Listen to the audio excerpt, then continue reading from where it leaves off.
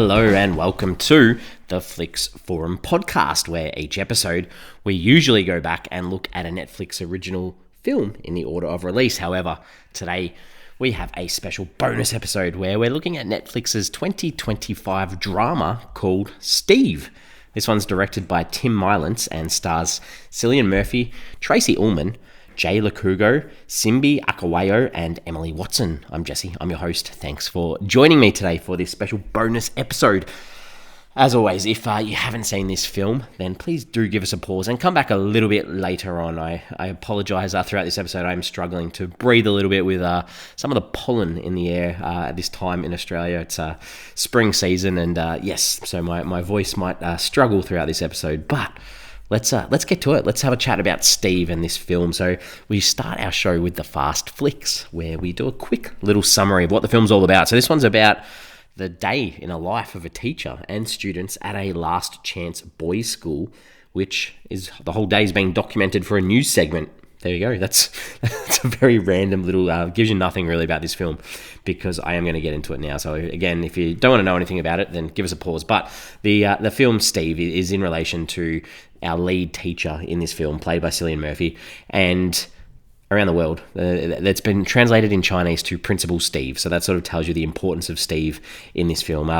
The other sorts of things that I could find out about this film and how it came to be. So the project was announced back in February of 2024 by Netflix, and it was going to be produced by Cillian Murphy's production team, Big Things Films, with his collaborator, Alan Maloney, also a producer.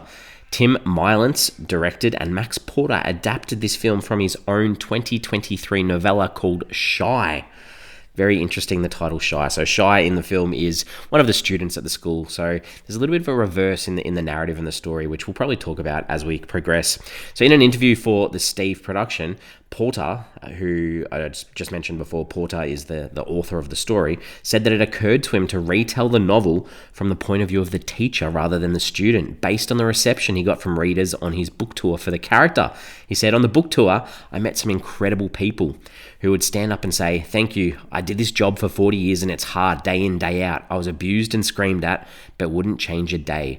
And so hearing that about social care of any kind, I thought, what if you dialed into one person's duty of care to these young people? So that's why it's sort of reversed. And I believe, so Cillian Murphy and Max Porter have a very close friendship as well. And apparently Cillian did say it's pretty much unadaptable from the Shy point of view. So he also supported the idea of turning this into a film about Steve. So Murphy and Porter previously collaborated on the stage adaptation of Porter's Grief is the Thing with Feathers, and on the short film All of This Unreal Time.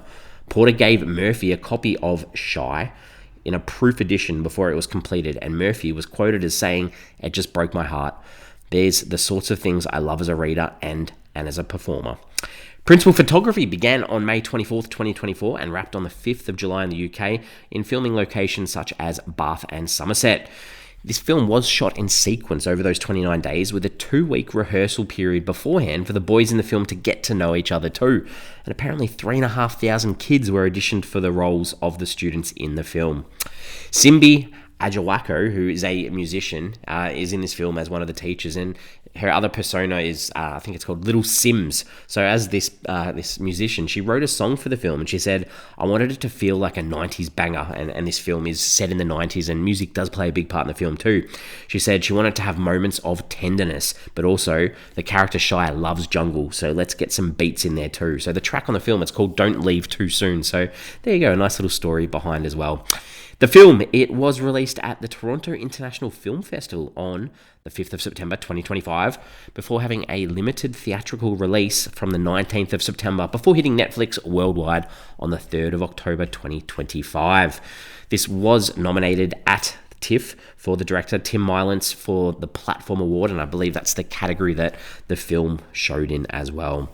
What are the critics and audiences saying about this film? So on Rotten Tomatoes, this sits at 78%. That's on 91 reviews, so that is certified fresh. It's been a while since we've seen a certified fresh film on here. Audience a little bit lower, 66%. That's on more than 100 ratings though, so still positive. On IMDb, it's got about 10,000 ratings. It sits at a 6.4 out of 10. So again, similar to where the audience on Rotten Tomatoes is. Letterboxd, a little bit higher from the audience, 3.6 out of 5. on nearly 59,500 ratings. That's a lot of ratings, and it's actually been logged by 67,000 people. So a few people have logged this film. Metacritic, the traffic light system of red, yellow, and green. It sits in green for the critics, 65 out of 100. That's on 25 critic reviews. Audience is also green, sits at a 6.3 out of 10 on 19 reviews. So you would say that this film has some pretty positive feedback so far, but the all-important question, what are my early thoughts on this one? This is a full-on film. It's non-stop, and I think it'll ignite your senses the whole time. You need to be in the right mind frame to watch this, but I think there's a lot to take away from it. So positive from me as we talk about this film. Let's talk about the characters. Let's talk about some of the characters in this film. It does have a very short runtime, so you don't probably get as much from the characters as you possibly would in a longer film.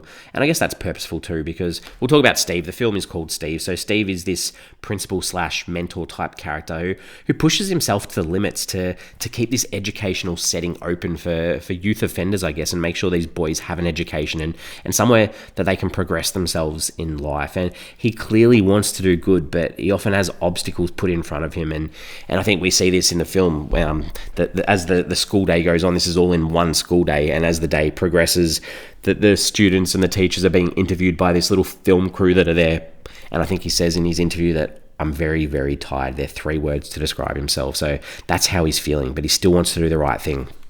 And then Shy is the student that I guess Steve's most fond of, and the student or the character, I guess, in the book that is the main character. But the idea, I think Steve likes him the most because this is a kid that he can try and make some change with, I guess. This Shy character has made poor choices in his past and is disowned by his mother in the film, which sort of throws him onto a course of almost no return as the film draws to a conclusion. He almost isn't seen in the film without his headphones on and listens to loud music to almost block out the world. And in his interview, the 3 words he uses to describe himself is depressed, angry, and bored. And when you feel those emotions and can verbalize those emotions, it's hard to see the positivity in life that Steve is trying to bring out in these boys. The other characters in the film. So Jenny, she's a counsellor at the school. She only pops in every now and then, but she's highlighted concerns to Steve about Shy before, and she feels like she's not being listened to. There's a character called Benny and Ash. There's some big presences for some small moments. And we've got Jamie and Riley, and I think they're always at each other. Riley seems to have Tourette's, I think, and I think his 3 words, he describes himself as sexy, charismatic, and irresistible. And Jamie, he gets wound up very easily. So these kids or these boys are always, they're almost like dynamite, ready to go off.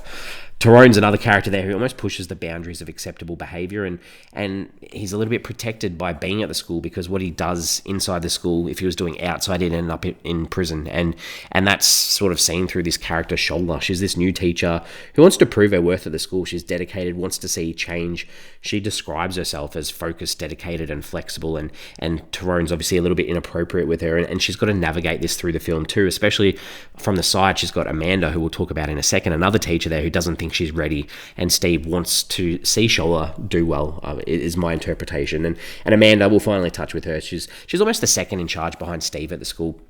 She has a soft spot for Steve as well, and obviously the kids, and seems to always look out for Steve when he's almost spiraling out of control. And she plays that multifaceted character, I guess, for the students, that she's the guard, she's the nurse, she's the mum, she's there, the one person who's there for all of them when they don't have an adult in their life who actually looks out for them as well. The director, Tim Mielants, 18 directing credits, a lot of TV, but also the films Patrick Will and Small Things Like These, and I haven't heard of any of these, so very interesting to sort of see where this guy goes. Let's talk about some scenes. What are some scenes that worked? What are some scenes that didn't? Everything works in this film for me, realistically, if I'm being honest, and I've got to start off with Shy and this phone call he has with his mother where she tells him pretty much that it's over. Our communication, our relationship, it's done. And I think she says it's best for all of us. This was just heartbreaking for a young kid to hear this from his mother. So that sort of set off the idea of where he was going as a character. We have these characters, Julian and Charlotte. They rock up for one scene, pretty much as representatives of the owner of this mansion that they're holding this school in, to tell Steve and the teachers that they're selling the school off. And Steve's reaction to this, as wild as it was, it just showed how much he cared about the boys in the school. I thought that was good.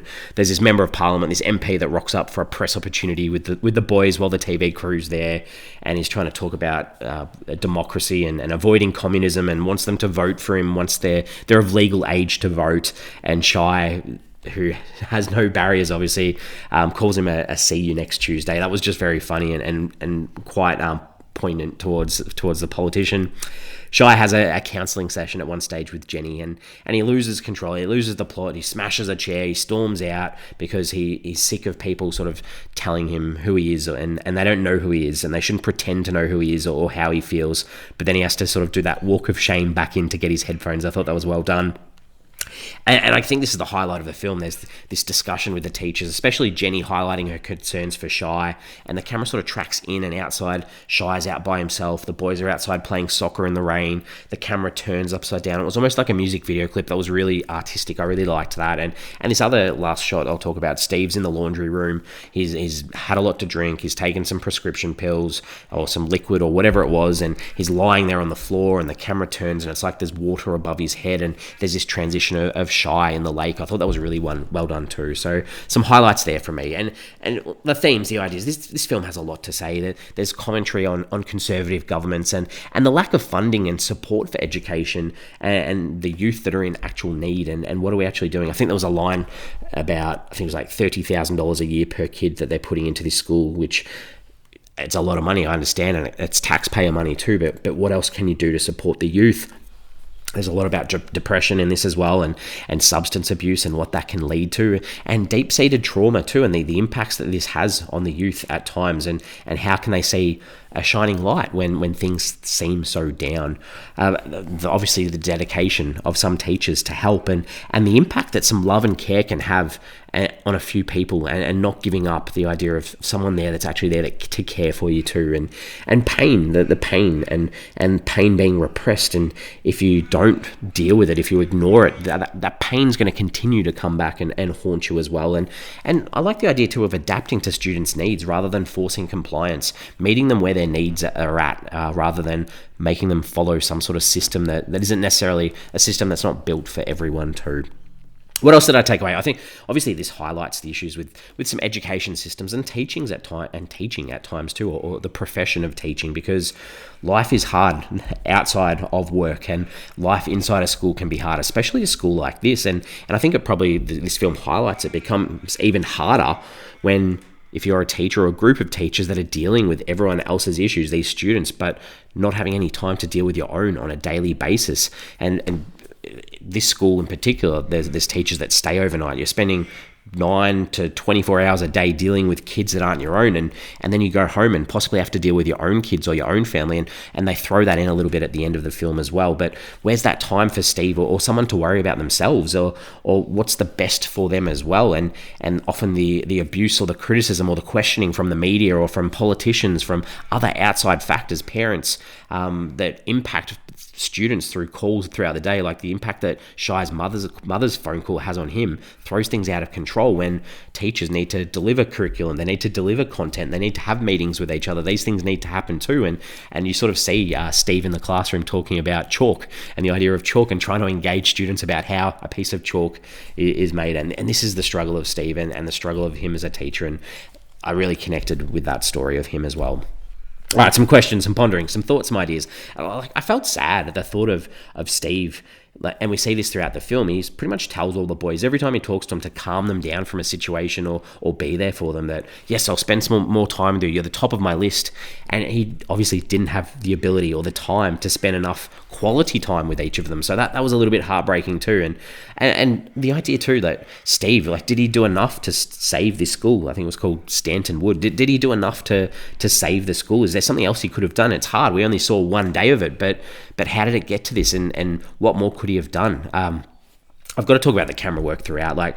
There's tracking, there's long takes. They were just so well done. It made you as an audience feel like you were there. You're part of the experience. You're part of this documentary or news crew that are documenting the day of what's going on, and feeling the noise and the stresses, I guess, of Steve and the teachers, just with the overload or the stimulus that occurred from all these boys that are at this school as well. And finally, these are just the two little plot points, I guess, that were sort of added in that weren't really expanded on too much, that just tried to add a little bit more, I guess, weight to Steve and his use of alcohol and drugs. And they mention at the start that he was in a car accident, and then he has this big discussion at one stage with Amanda where she tries to explain to him that the accident wasn't your fault, but he obviously feels guilt from that. And it was sort of just dropped in and not developed, as well as the idea of him going home to his family at the end. He's got 2 daughters, he's got a wife. They obviously love and care for him. It just felt interesting that they sidelined that for the whole film and left that aside. And maybe that ties in a little bit with the takeaways that I was mentioning before. Other than that, I'm ready to wrap this one up. I hope you've enjoyed this chat, and we give the film a rating out of 5 on this show. So for me, this is well worth the watch. Even just to question the idea of how society can let young people down so much, and how those that care often feel let down too because they don't have the supports they need to make that change. And there's some great performances in this film. There's some excellent camera work. It keeps you engaged throughout. I'm giving this a 3.5 out of 5, a very solid film from me. We're on socials. We have Instagram, we have Facebook, and we have X, formerly known as Twitter. The question that I wanted to ask in relation to this film is Steve the most difficult resident of them all in this film? I thought that was such an intriguing question to finish on. The idea that you've got all these tough kids, and the reason of this film is for this school of young males, young boys who need support. But Steve obviously needs support himself, because he's at that stage in this one day that we get to watch in this film of him not being able to deal, of him losing the plot, of him falling to drinking and taking substances. So is he a very difficult resident? And does Amanda's obviously trying to keep him under control throughout, but how often has she had to do that? I mean, I'd love to see more than just this one day of him as a character, but that's where we're going to leave this. We're going to leave this today. We obviously have a huge back catalogue of films. So if there is a Netflix original film that you've seen, we've probably done an episode.